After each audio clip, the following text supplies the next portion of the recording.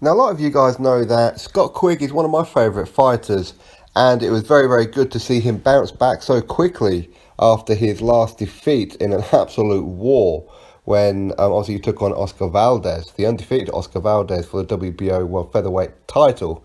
And of course, his only other loss before that was, of course, to Carl Frampton.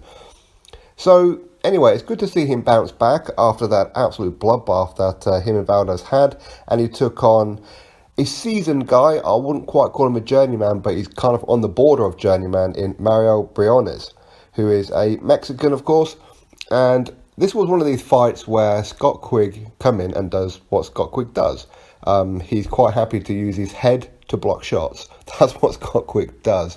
I don't quite know why he likes to fight that kind of way, and it seems that Freddie Roach encourages him to do this at times.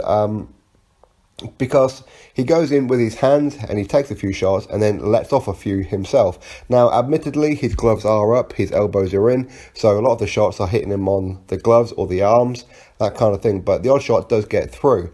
But Scott Quigg is brutal. When he lets his hands go, he is absolutely brutal. And he hit, in the very first round, he hit Briones with a couple of very, very good sharp right hooks, some sweet body shots, and a couple of uppercuts as well. And was pretty much hitting him with the kitchen sink. But in round number 2, again, it was much of the same thing. Scott Quigg will come forward, hands on the side of the cheeks, shoulders in, come through, and again, Briones would say, well, come on in, let's trade, let's fight. And that's pretty much what happened. In the first round and second round, both these guys were just trading. It wasn't a boxing match. It was literally a case of whoever lands first is going to win, right? And that's the game that both of them took. And Scott Quigg, yeah, he will usually come out on top of those kind of ones. That's how he loves to fight. And he hit Briones with several right hooks, and the very last one hit him square on the chin. His chin wobbled, his legs took a bit of a wobble, his body went a little bit limp, and Scott Quigg was following up with some pretty decent shots. I wouldn't say that all of them were hitting him flush, but the referee stepped in.